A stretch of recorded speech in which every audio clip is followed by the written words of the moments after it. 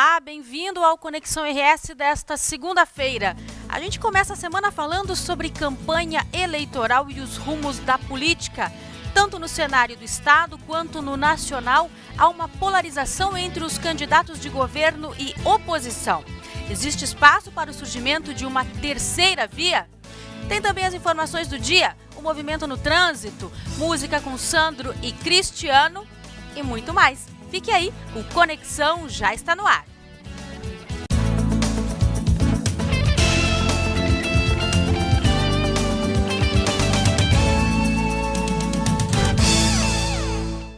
Durante esta semana, as unidades de saúde de Porto Alegre vão intensificar os testes rápidos e vacinação contra a hepatite B. Perdigão, por que é tão importante aí fazer essa vacina? Boa noite. Boa noite, Dani. Boa noite a todos. É importante, Dani. Esse ano a vacinação contra a hepatite B é o foco principal da campanha do Ministério da Saúde, porque os tipos B e C causam doenças graves como cirrose e câncer. E todos os tipos de hepatite podem levar à morte. As hepatites A, B e C são inflamações no fígado causadas por diferentes vírus. No último final de semana, em um evento realizado pelo Dia Mundial de Luta contra as hepatites, mais de 3 mil pessoas foram imunizadas contra a doença. E olha só que grave, Perdigão, e você que está em casa. Milhões de pessoas podem ter os vírus que causam a doença e nem saber. Por isso que é importante fazer o teste. É isso mesmo. Os testes são rápidos. Agora, com a mulher cada vez mais presente aí no mercado de trabalho, os homens estão mais participativos nas atividades domésticas. Uma pesquisa recente feita em todo o país mostra que 1 a cada 3 homens de 18 a 60 anos vai sozinho fazer as compras do mês. Você é um desses, Perdigão? Eu sou sim, mas é bem difícil fazer compra sem a mulher junto, né? Leva a lista, mas não cumpre nada, né? Tu acaba comprando um monte de bobagem e esquece do essencial. Vamos ver a reportagem. Nos corredores dos supermercados, eles agora são figura frequente. Homens que assumem as compras da casa. Uma pesquisa feita no Sul, Sudeste e Nordeste do país mostra que 31% dos consumidores são do sexo masculino, o dobro do que há 30 anos. Seu José Henrique é um deles. Não se incomoda de procurar os produtos, mas reconhece, gasta bem mais do que a mulher. Ela é mais econômica, ela pesquisa mais. E eu já vou mais assim, pelo que eu gosto. Escolher o arroz, o feijão, o sal. Fazer compra no supermercado é considerado parte do serviço doméstico. E a presença cada vez maior dos homens entre as gôndolas é sinal de uma mudança social. Mulheres e homens dividindo as tarefas. Elas cada vez mais profissionais em tempo integral. Eles cada vez mais donos de casa também. Essa é uma tendência que veio para ficar. Então, a indústria está direcionando cada vez mais não só a criação de novos produtos, o desenvolvimento de novas formulações de produtos, como também os investimentos de marketing para atingir esse homem que cada vez mais está presente nas lojas. 66% dos frequentadores de supermercados são casados e com filhos. 32% trabalham em horários alternativos ou têm escritório em casa. 10% são homossexuais e quase todos têm dificuldades para escolher os produtos. Não sabem qual a função de cada um. Dona Vera faz as compras. Sozinho, na seção de hortifruti, o marido não conseguiria. Ele vai ter que perguntar o que é espinafre, o que é rúcula. 2 em cada 10 homens carregam uma listinha para não esquecer de nada. Na casa de seu Júlio, é ele quem pilota o carrinho. Tenta comprar tudo o que a mulher precisa, mas já se acostumou com as reclamações. Entrego e vou ler meu jornal. O que vai acontecer aí com isso, não sei, já é problema dela. Eu quero saber, tu compra certo? Eu compro certo, eu não costumo errar, eu sei a diferença entre um espinafre e um agrião, né? Por favor. Mas tu não fica reclamando do teu marido quando ele faz compra, Claro que fico, óbvio. Óbvio. Bom, estão abertas as inscrições para cursos gratuitos de informática oferecidos pela Prefeitura de Canoas. As aulas vão ocorrer nos bairros Guajuviras, Matias Velho, Niterói e também Rio Branco. É preciso ter no mínimo 14 anos. Se interessou? Então basta ir até as unidades dos cursos nos próprios bairros. Na nossa fanpage em facebook.com/ubertvcultura você encontra todos os endereços, todos os pontos dos cursos. Mais informações você pode ter pelo telefone que aparece na sua tela. Isso mesmo. Tendência mundial há alguns anos, o consumo compartilhado vem ganhando força aqui no Brasil. Mas você de casa sabe bem o que é isso? É um serviço de internet para trocar roupas, acessórios e até casas. E já tem gente ganhando dinheiro com essa prática. Confere aí. Itália e Israel. A última viagem de Thalita e seu marido foi há 2 meses para esses países. A hospedagem do casal foi um capítulo à parte. Eles usaram os serviços de um site onde os proprietários postam fotos e informações sobre seus imóveis e aguardam o contato do futuro hóspede. A dupla aderiu a esse tipo de hospedagem diferenciada há cerca de 2 anos. Além da economia, que chega a 50% em alguns casos, muitos outros benefícios estão incluídos nesse pacote. A maior vantagem é que a gente consegue dicas grátis de pessoas locais. A gente pode viver como um local de verdade, indo no mercado, economizando inclusive com alimentação, porque normalmente a gente toma café em casa e às vezes até janta. E também levando uma mala mais leve, porque nesses lugares normalmente tem onde você lavar e secar sua roupa. Roupas, casas, carros, projetos, acessórios. Tudo isso já pode ser compartilhado com a ajuda das redes sociais e da internet. O consumo colaborativo, também chamado de rede de trocas, movimenta só nos Estados Unidos 3,5 bilhões por ano. Além dos americanos, os europeus já aderiram ao compartilhamento. E com o crescimento do uso da internet, praticamente todos os países do mundo adotam o comportamento. No Brasil, ainda existe uma resistência em relação a essa prática. Mas passo a passo isso está mudando. Um exemplo. Durante a Copa do Mundo, só os anfitriões deste site faturaram 40 milhões de dólares com aluguéis de imóveis. Isso mostra que o consumo compartilhado é uma ótima oportunidade para a geração de negócios inovadores e empreendedorismo. O conceito é aproveitar um ativo que você tenha, compartilhar com as pessoas para que o uso daquele ativo seja o maior possível, né? Gerando renda. Então, há uma tendência muito forte de crescimento desses produtos e serviços compartilhados. Muito legal, né? Bom, quero lembrar que você pode participar aqui do Conexão em facebook.com/UbraTVCultura. Pode mandar uma mensagem inbox para nós. Vamos dar uma olhadinha no trânsito em Porto Alegre. A gente tem imagens agora do site Vejo ao Vivo, da zona central de Porto Alegre, da Avenida Farrapos, quase na esquina com a Barros Cassal. A gente pode ver um fluxo de veículos tranquilo, normal para o dia a dia, né, Dani? Normal para o horário da tarde, né? Também, são 6h10 agora. Mas a gente tem informação agora que a Castelo Branco está bem congestionada. Então as entradas e saídas de Porto Alegre já estão um pouquinho mais congestionadas. A Farrapos, então, se torna uma alternativa para quem quiser entrar e sair de Porto Alegre. A BR-116 também, né? Muito movimentada. Bastante movimento na entrada e saída de Porto Alegre. No interior, Porto Alegre e Porto Alegre interior também. Agora vamos de música? Vamos lá. Que tal começar a semana aí com música sertaneja, coisa boa, né? Eu sou suspeito, eu gosto muito de música sertaneja, todo mundo aqui já sabe, né? Estão aqui com a gente hoje o Sandro e o Cristiano, tudo bom? Bem-vindos ao Conexão. Tudo bem. Boa noite, Dani. Tudo bem? Contem um pouco pra gente a história de vocês, então, aí, como começou a dupla, há quanto tempo? Mas a gente queria já, primeiramente, agradecer, né, a oportunidade que estão nos dando aqui na Ubra TV, no Conexão RS, né? E falar um pouquinho aí de Sandro e Cristiano. A gente está agora, domingo passado, a gente fez 1 ano de dupla, né? Olha. Estamos de aniversário esse mês aí. Ó, que bacana. Bodas de algodão. Isso aí.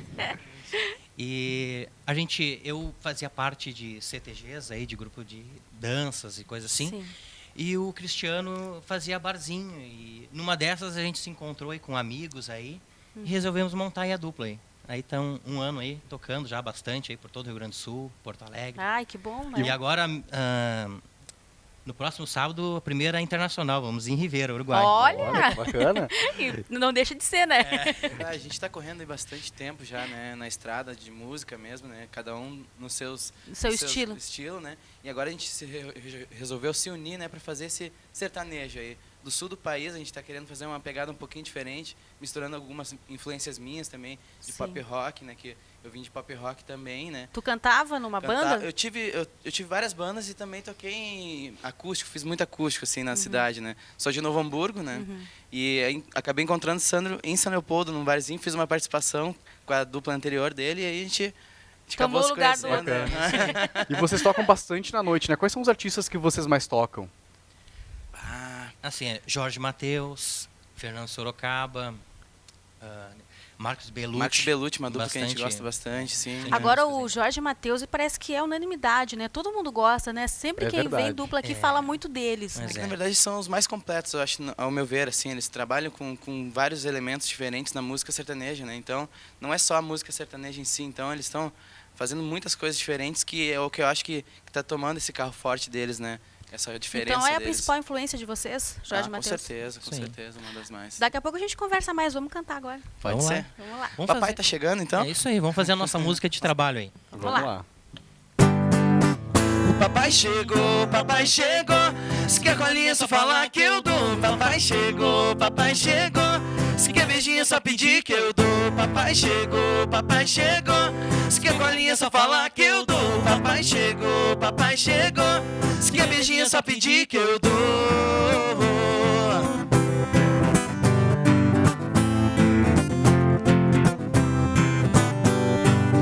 Tô chegando, invadindo seu espaço. Mulherada tá querendo, o que eu faço? Eu sou gostosão, não me acho não. São elas que acham. Já tá rolando até fã-clube só pra mim. E quando eu chego a mulherada grita assim: o papai chegou, se quer colinha só falar que eu dou. O papai chegou, se quer beijinho só pedir que eu dou. Papai chegou, se quer colinha só falar que eu dou. Papai chegou, se quer beijinho só pedir que eu dou.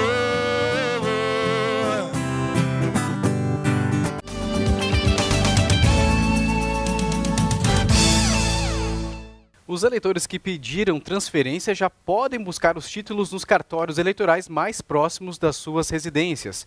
Para pegar o título eleitoral, é necessário levar um documento com foto. E o TRE, Dani, disponibilizou em seu site a lista de pessoas que devem trabalhar nas eleições nesse ano. O site é o que aparece aí na sua tela. Quem tiver curiosidade é só ir lá dar uma olhadinha, né? É.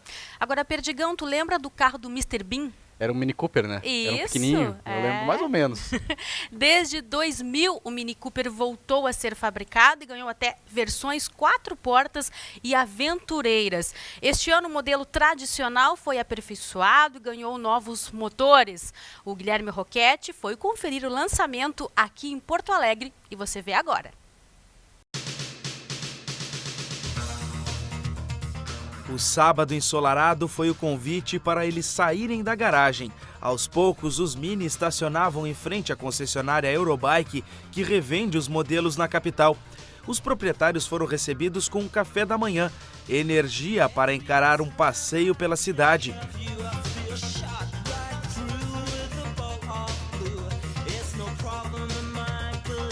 Os Mini tomaram conta das principais avenidas de Porto Alegre. A Mini Parade reuniu 20 deles. Se um já chama a atenção, vários mais ainda.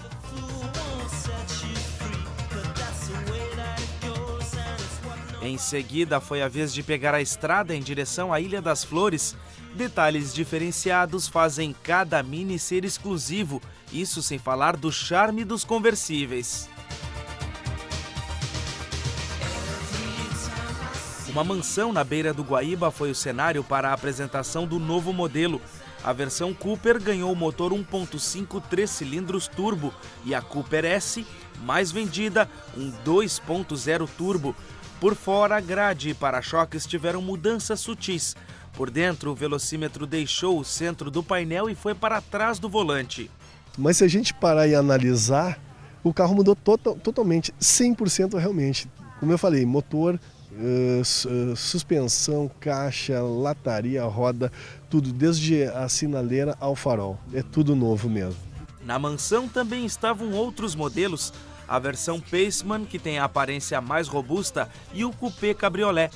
Mas ter um deles não é apenas possuir um carro, é um estilo de vida para quem procura diversão e prazer de dirigir. Quando a gente está para baixo, o carro te põe para cima. Essa é a minha voz, né? Ah, sim, tem um sentimento, então, não é só para um meio de transporte. Ele tem, assim, ele te dá vida, né? Assim, te agiliza, né? Eu acho.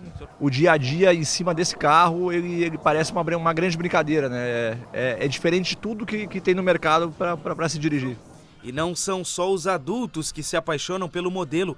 A pequena Maria Antônia insistiu para que o pai comprasse um Mini Cooper. E eu adoro ficar no teto solar, a gente Eu e minhas primas subimos ali no teto, é bem legal. Quantos anos você tem agora? Agora eu tenho 11. Tem 11, então só faltam 7 agora. É. Pra poder dirigir. E eu quero que passe muito rápido. E qual vai ser o próximo aqui? Porque talvez tu nem dirija mais esse aqui, vai dirigir o novo, né? Sim, eu quero dirigir aquele lá, o conversível. Depois foi a vez de experimentar o Mini. Começamos pela versão Countryman, que é a SUV da marca. É uma versão um pouco mais aventureira, é mais esportivo. O que a gente tem de diferente em relação ao que está sendo apresentado hoje? A Countryman é um modelo que está em cima de um chassi diferente. É um carro com a proposta mais off-road, é um carro que tem um design para isso aqui, para esse tipo de terreno. Assim, pedra, buraco. Exato. Tanto é que nós temos edições da Countryman que são all-four, tração nas 4 rodas. Agora aqui a gente vê que o terreno é bem acidentado e ele é firmezinho, né? Bem firme. É um carro que realmente pode te proporcionar isso. Dá pra dar uma tocadinha um pouquinho mais? Você pode pisar e é à vontade. Vamos ver. Opa, até cantou pneu agora. Mas a sensação realmente de dirigir a Countryman é muito agradável e a gente sente que o carro está grudado no chão, bem firme, mesmo andando numa velocidade aqui de 30 km que a gente está agora. E o terreno bem acidentado e, claro, ela passa um pouquinho, né, a imperfeição, mas pelo estilo do carro, né? De ser um carro mais esportivo, de manter essa pega toda, né, mais firmezinha, mais presa no chão, assim. Né?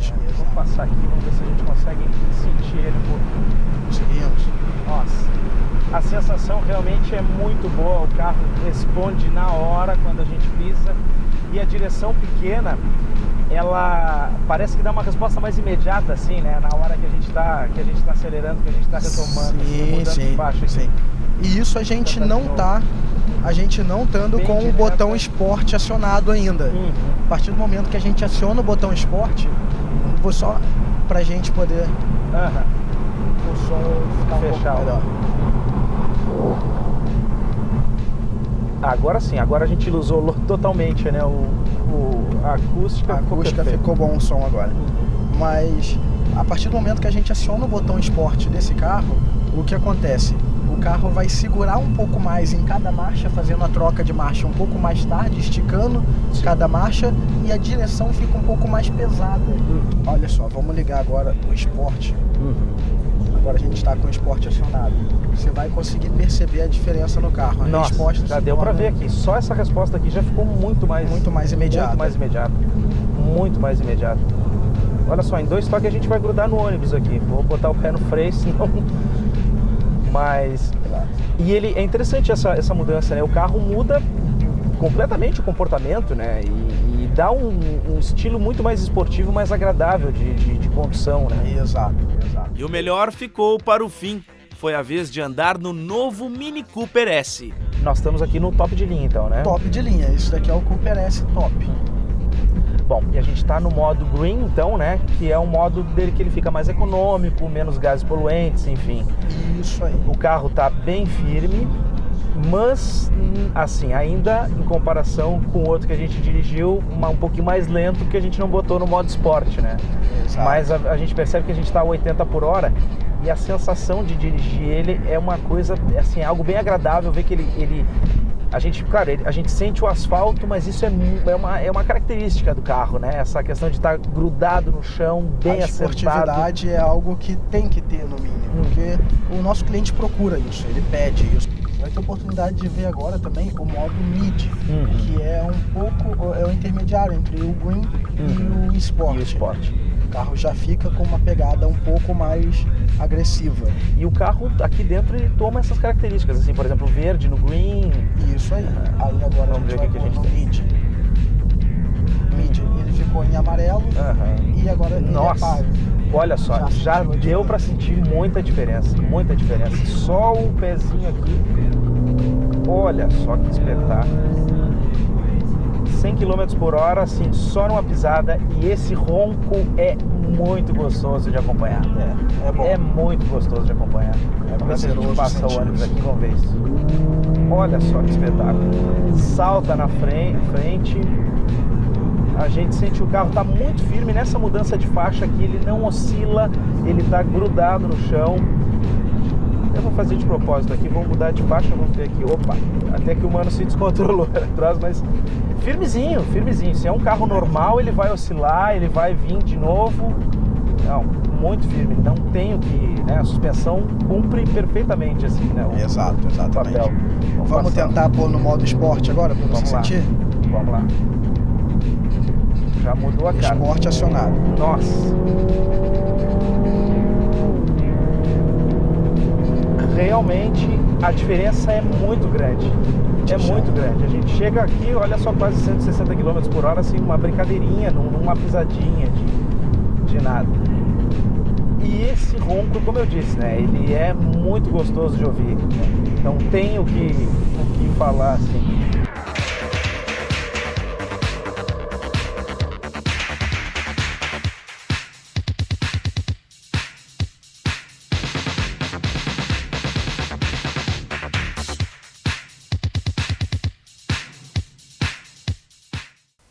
Muito legal, né? Me deu vontade de comprar um. Só não escolhi o modelo ainda. Nem a cor. Nem a cor. Agora vamos falar aí de política e campanha eleitoral. Há pouco mais de 3 meses das eleições, a pesquisa Ibope aponta a presidente Dilma com 38% das intenções de voto, atrás de Aécio Neves com 22% e Eduardo Campos com 8%. Aqui no estado, Ana Amélia Lemos, do PP, e Tarso Genro, do PT, lideram as pesquisas. E é sobre esse assunto aí que a gente conversa agora com o cientista político e professor da URGS, Benedito Tadeu César. Boa noite, obrigada pela presença. Boa noite. E também o cientista político e professor da UBRA, Paulo Moura. Boa noite pela presença também, professor. Tudo bem? O cenário aí atual se mostra polarizado, né? As pesquisas indicam que haverá segundo turno entre Ana Amélia Lemos e o Tarso Genro. Ainda há espaço para uma surpresa, Benedito? Olha, em política sempre há espaço para surpresas. A tradição no Rio Grande do Sul, e isso aconteceu na eleição com Rigoto, aconteceu com Ieda, não é? É que, às vezes, um terceiro candidato surge das cinzas, não é? E atropela aqueles que estão na dianteira. Então a gente não pode eliminar essa possibilidade nessas eleições. Eu acredito que seja difícil, mas não impossível. Tá? A tendência é que a gente tenha uma definição entre esses dois candidatos que estão liderando as pesquisas. Professor, professor Paulo, se tivesse aí uma terceira via, seria quem, né? O José Ivo Sartori ou o Vieira da Cunha? Olha, mais provável o Sartori, né? A gente, se tiver um termo de comparação, seria com a eleição do Rigoto, que partiu de 3 ou 4% numa eleição que tinha o ex-governador Antônio Brito, que tinha saído do PMDB para o PPS. E antes da eleição começar, muitos eleitores achavam que Brito era o candidato do PMDB. Então, quando a eleição começou, o Pedro Simon, principalmente, veio para a televisão avisar os eleitores, olha, o candidato do PMDB é o Rigoto. E ocorreu uma polarização muito exacerbada entre Tarso e Brito, provocou um desgaste para ambos, mas principalmente para o Brito, e o eleitor se deslocou do Brito para o Rigoto, e o Rigoto terminou vencendo a eleição. Né? Então, o Sartori, neste momento, ele está menor do que o PMDB. O PMDB é um partido muito forte, muito estruturado no Rio Grande do Sul. Resta saber se a televisão vai possibilitar ele decolar e cumprir esse papel que o Rigoto cumpriu na outra eleição. Né? É uma interrogação ainda se vai se repetir esse fenômeno das eleições anteriores em que Rigoto e Ieda atropelaram um dos polos e venceram a eleição. Agora, na opinião de vocês, por que a gente ainda não está vendo a campanha nas ruas, né? Seria porque os partidos estão se dedicando mais à campanha da televisão? Seria isso? Olha, efetivamente a campanha começa quando começa o horário eleitoral gratuito no rádio e na TV. Né?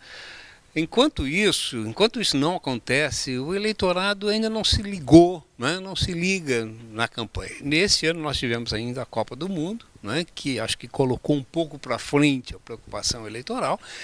Então eu acho que a gente só vai começar a ver de fato campanha, que as pessoas começam a se entusiasmar, né? Lá para dia 19, que começa a campanha, 20, 22, por aí, né? Até o final do mês. Eu acho que tem uma outra coisa ainda, quer dizer, com a regularidade democrática, as eleições começam a entrar no cotidiano das pessoas, não é? Aquela coisa ritualizada que era uma quebra do cotidiano, né? Vamos imaginar, nós ficamos 30 anos sem eleições para presidente da República e para governador de estado. Quando ocorreu novamente, bom, era aquele empenho, né? Quer dizer, todo mundo, agora nós vamos mudar tudo. Hoje a gente já percebeu, todo mundo já percebeu, olha, as coisas mudam, mas elas não mudam com a velocidade, com a intensidade mudam, mas não que a tanto. gente imagina. Exatamente. Isso, né? Né? Então, há também não é que o eleitorado perde o entusiasmo, sabe? Eu acho que essa coisa de dizer, vai aumentar o número de voto nulo, não é assim. Mas não torna as eleições um evento. Mas eu agregaria 2 outros elementos aí. A gente tem observado que a cada eleição os candidatos têm apresentado mais dificuldade de arrecadar fundos. Né?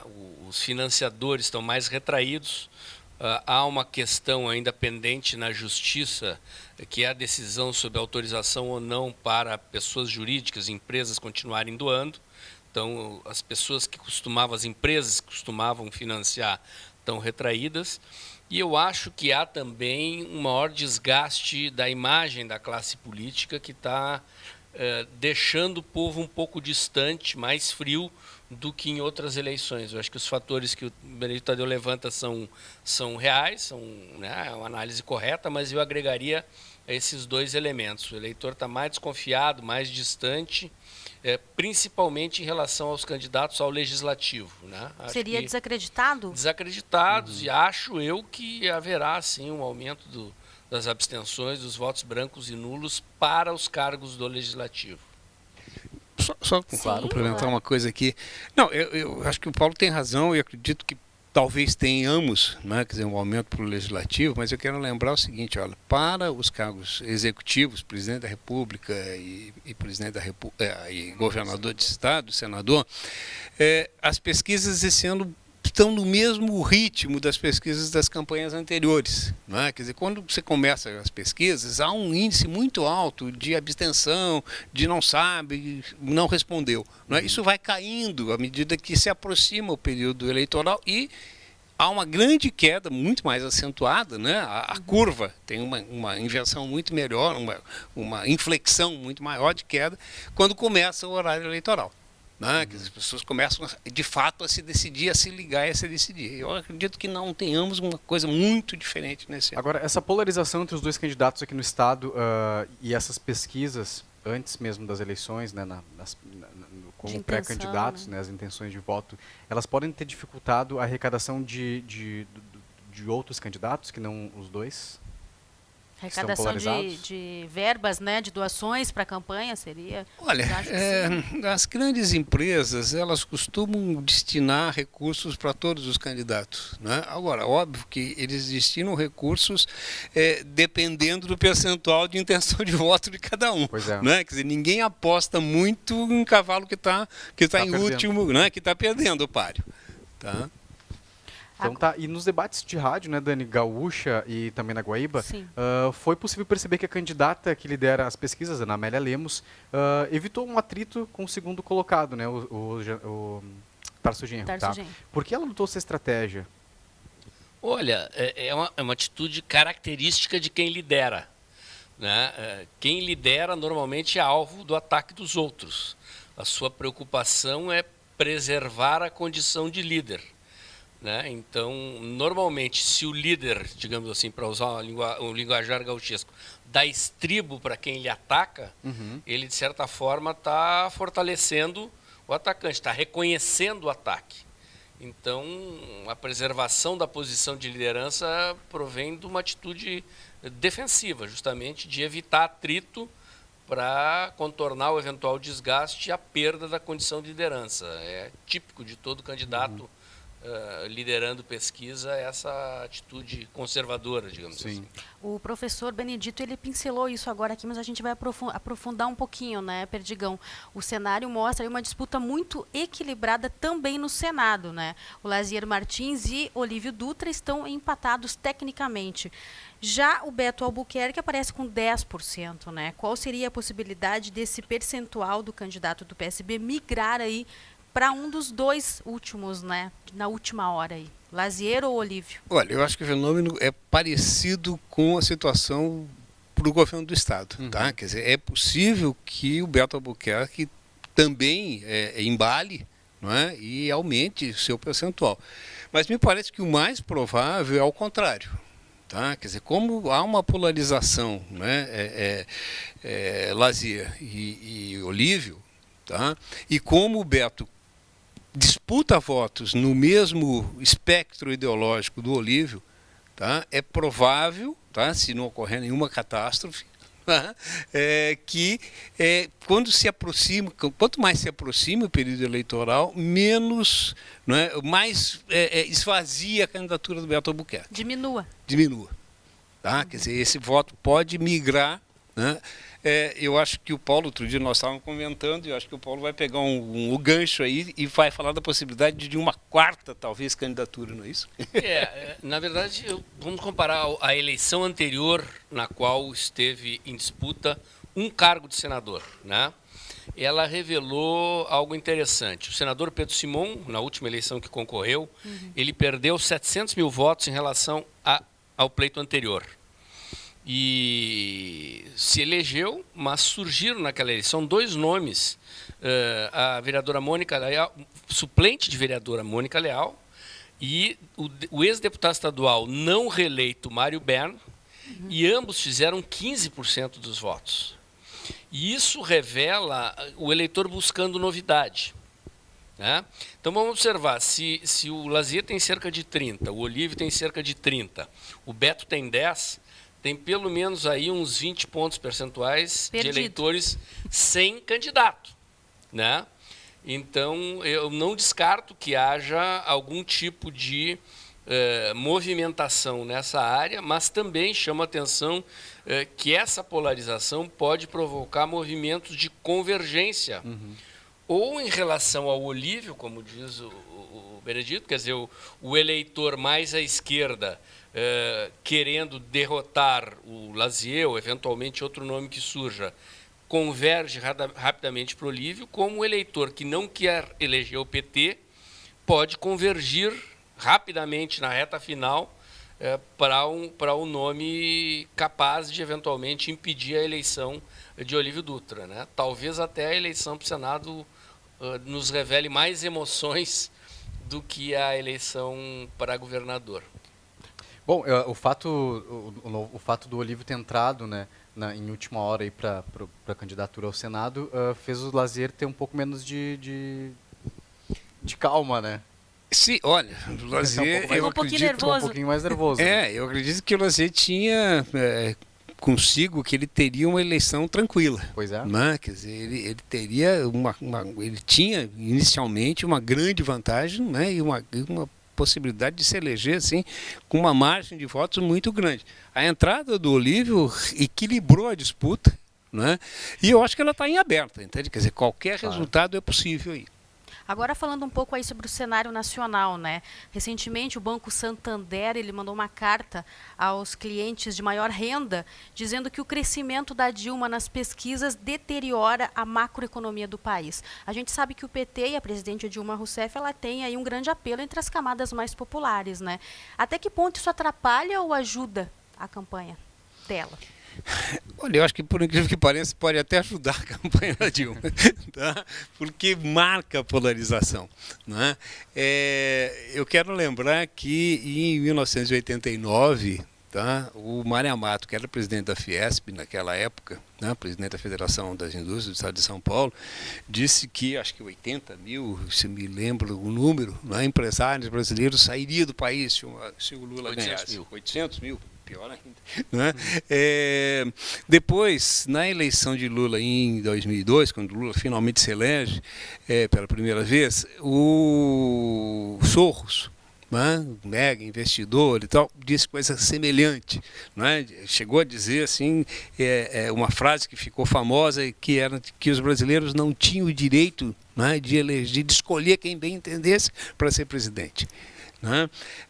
Então é muito parecido com o que o Santander fez. Né? Talvez agora tenha ficado mais claro essa manipulação, né? Esse jogo que tem sido feito na Bolsa de Valores. Né? Quer dizer, o que o Santander informava aos seus clientes era o seguinte, olha, né? A subida da Dilma nas pesquisas deteriora os ganhos nos investimentos de Bolsa, porque pode cair a Bolsa. Né? Quer dizer, então, direcione os seus investimentos para aqueles mais especulativos. Né? Bom, além de, eu acho, ser politicamente uma jogada pouco inteligente do Santander, porque ele se queimou com isso, não é? Que ele ofereceu a possibilidade para que a campanha da Dilma e que os militantes, né, da sua candidatura, quer dizer, saiam a campo e digam, olha, está vendo? A elite não nos quer. Né? Então, isso é sinal de que nós estamos, sim, do lado, né, daqueles dos mais pobres, dos mais necessitados. Então, a coisa fica bem demarcado. Professor, eu acho que outro aspecto interessante a considerar aqui, que é o seguinte, a economia do Brasil não vai bem. Todos os números, né, que se tem visto sobre inflação, sobre contas externas, sobre contas públicas, apontam um cenário de deterioração da economia do país. Né? Hoje, as projeções do mercado pelo Boletim Fox, emitido essa semana, apontam um crescimento do PIB abaixo de 1% já. Já há analistas econômicos apontando para um quadro de recessão antes do final do ano. O setor industrial na ponta desse processo, já ingressando em recessão, a inflação ultrapassando o teto da meta. E o que eu acho que os analistas do Santander alertaram é exatamente isso. Se não houver, o erro deles talvez tenha sido colocado desta maneira. Eles, como analistas de uma instituição financeira, talvez se saíssem melhor se dissesse, se não houver mudança nas diretrizes da política econômica, o cenário continuará se deteriorando, o que é real. Se esta política econômica está produzindo estagnação ou ameaça de recessão e inflação, e as diretrizes da política econômica não mudarem, o destino é previsível. Né?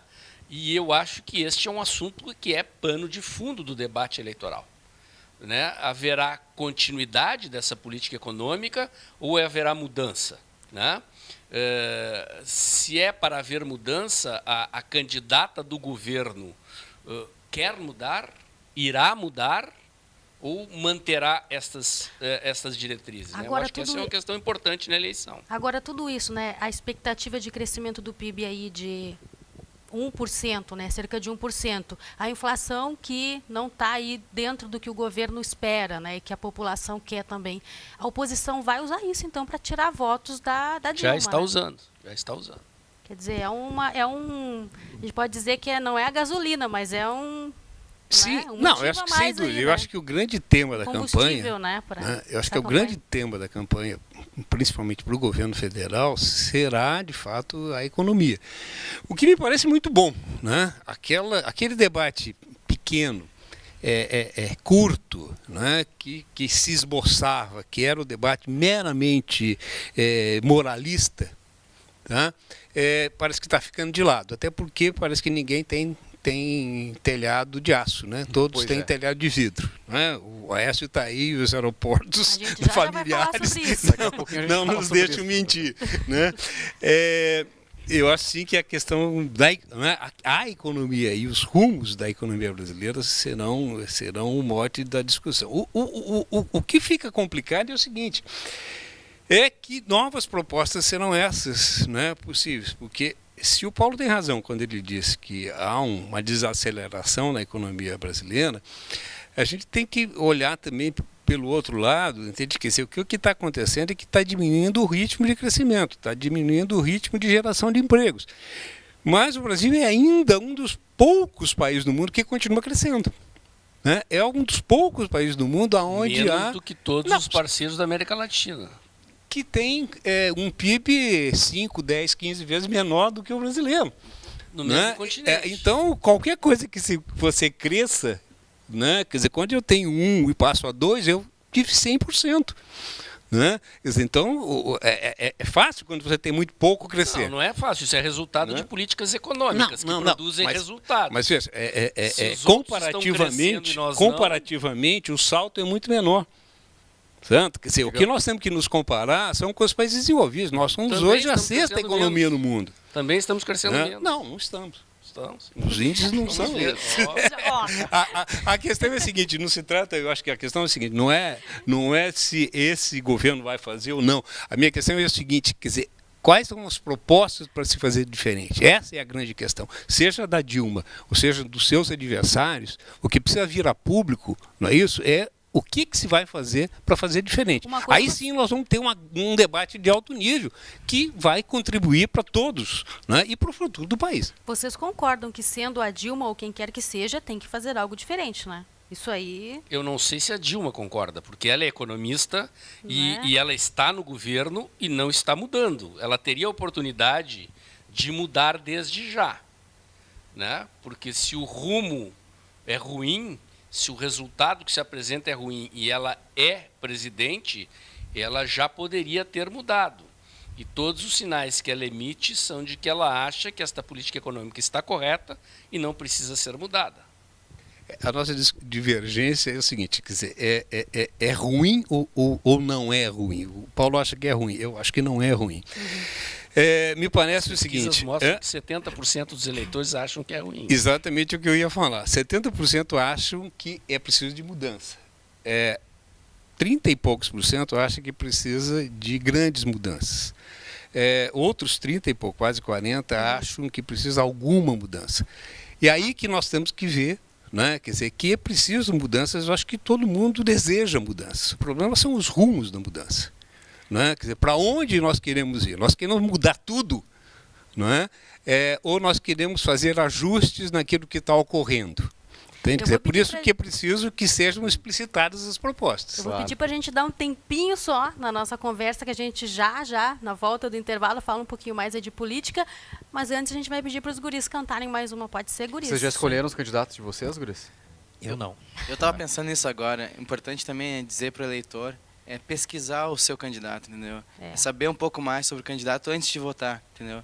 Para votar com consciência, né? Que eu acho que é o mais importante também, né? A gente fala muito de política, mas esquece de que o eleitor, às vezes, ele é comprado, né? De alguma forma, né? E esquece de pesquisar sobre o eleitor, sobre o candidato. Então, pesquise, vai lá, vai na televisão, lá, vê o que já vai fez, na internet. A gente tem hoje essa ferramenta, né? Que é a internet. Vai saber sobre o seu candidato ali e aí sim vota com consciência, que eu acho que é o mais importante. Então tá. Sandro Cristiano, que música a gente vai ouvir agora? Vamos falar então um pouquinho agora do Jorge Mateus, né? Já que a gente falou antes, né? Vamos fazer uma deles então. Vamos lá.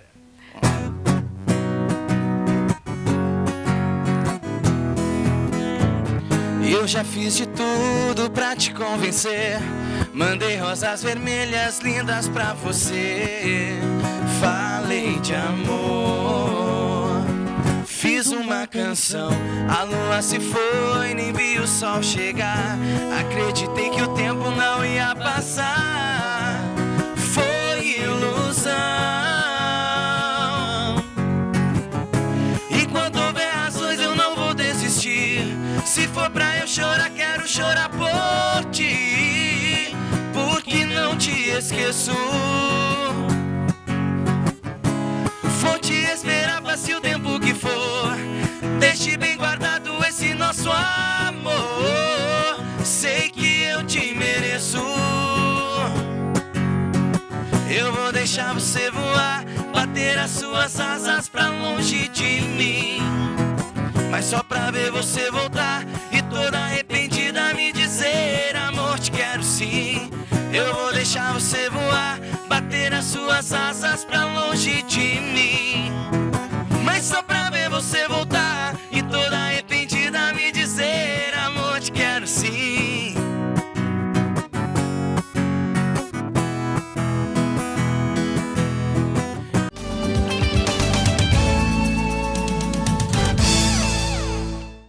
O Canil Municipal de Canoas está recebendo doações para proteger os animais durante o frio.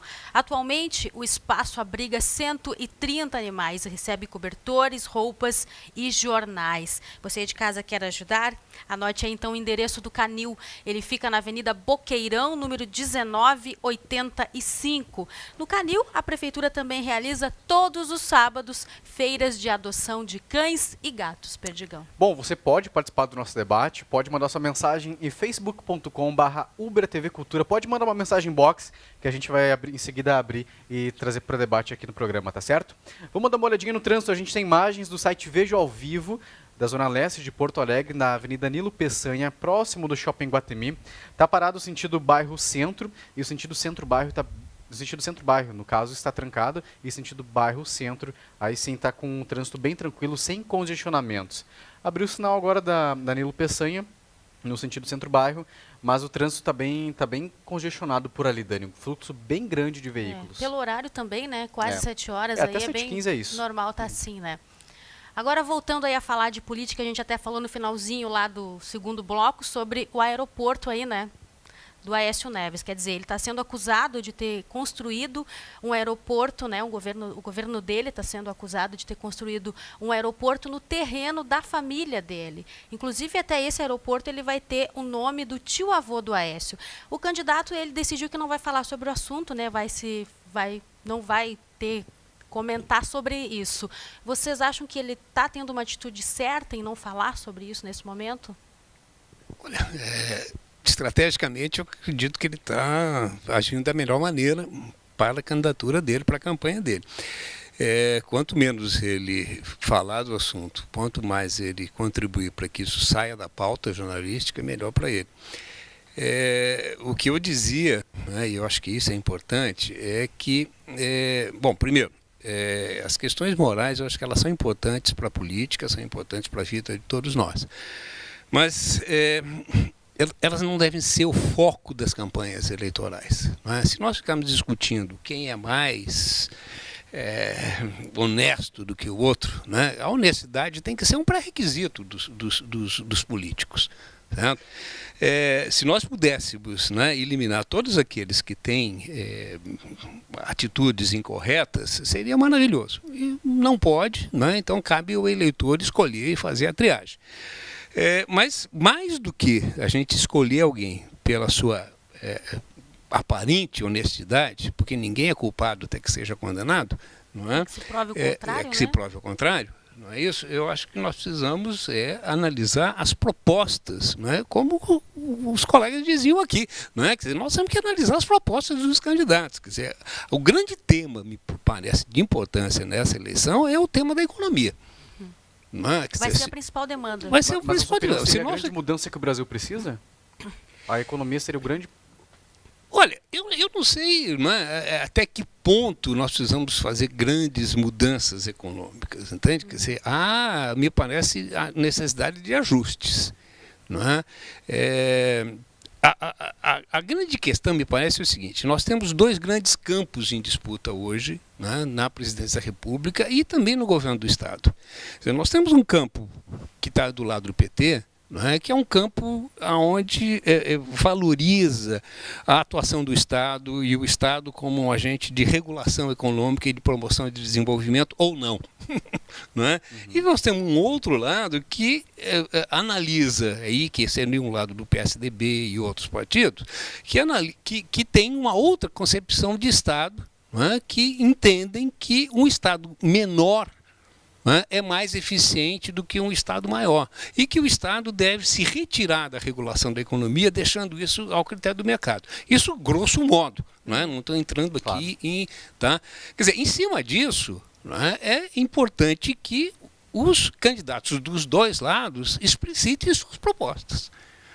Quer dizer, é preciso que o eleitor saiba, olha, tem dois grandes campos, ou um terceiro campo, tá? Mas a chamada terceira via, e que cada um desses candidatos diga, olha, eu tenho essa concepção de Estado e dentro dessa concepção eu pretendo fazer isso. Não, eu tenho essa outra e pretendo fazer assim. O professor concorda, Paulo Moura? Paulo Moura. Em termos, olha, eu diria primeiro o seguinte: acho muito difícil que não se debatam questões morais. Eu acho que isso não será o centro. Mas o governo atual foi marcado por grandes escândalos. O mais recente, embora está desaparecido da imprensa nesse momento, é os problemas com a Petrobras. Né?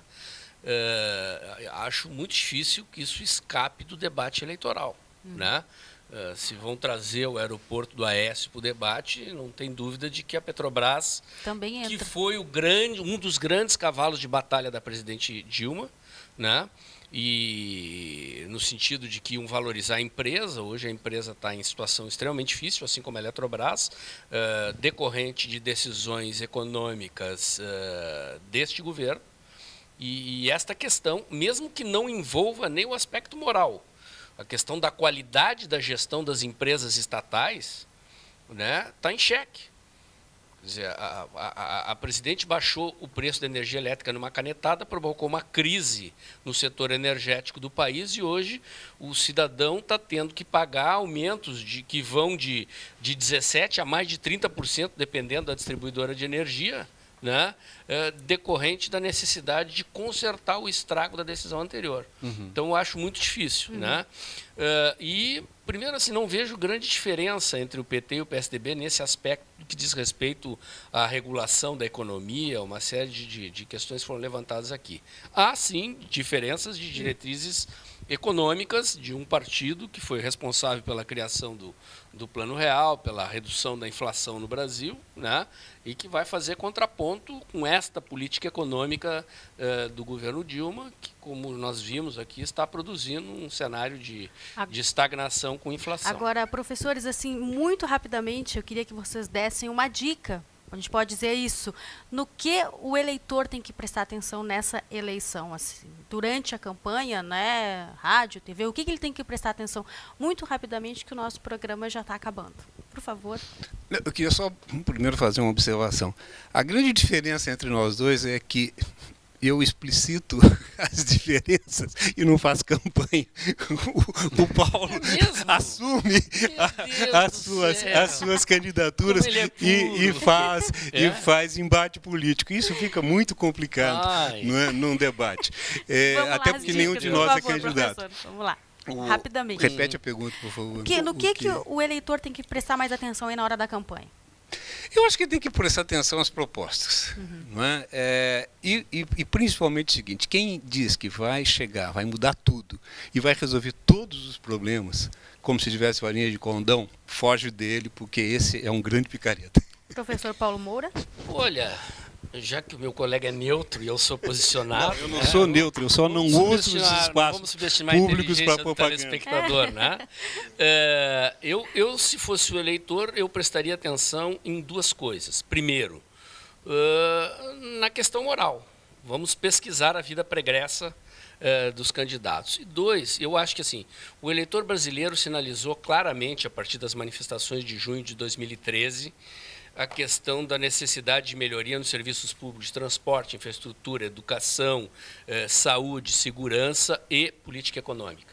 Então, vamos prestar atenção no que os candidatos estão oferecendo aos eleitores em relação a essas questões para escolher direito. Tá certo, obrigada pela presença de vocês. A gente se despede, né, do Conexão, a gente volta amanhã.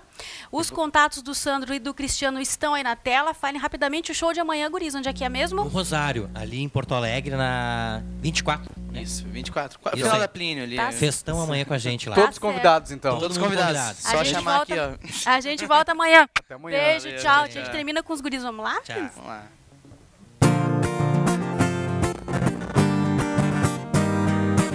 Tá espalhando pra galera que tudo acabou, que foi tempo perdido. A história que a gente viveu ainda diz pra todo mundo que você que terminou. Mentirosa, quem terminou fui eu. Falou pra todo mundo que não sou mais nada, mas no mesmo dia me ligar de madrugada, me querendo, me implorando. Tá fazendo plantão na porta da minha casa. Mentirosa, barraqueira, fofoqueira, cê fica tirando onda com a minha cara se achando. Mentirosa, barraqueira, fofoqueira, foi você que deu bobeira quando tava me enganando. Mentirosa, barraqueira, fofoqueira, cê fica tirando onda com a minha cara se achando. Mentirosa, barraqueira, fofoqueira, foi você que deu bobeira quando tava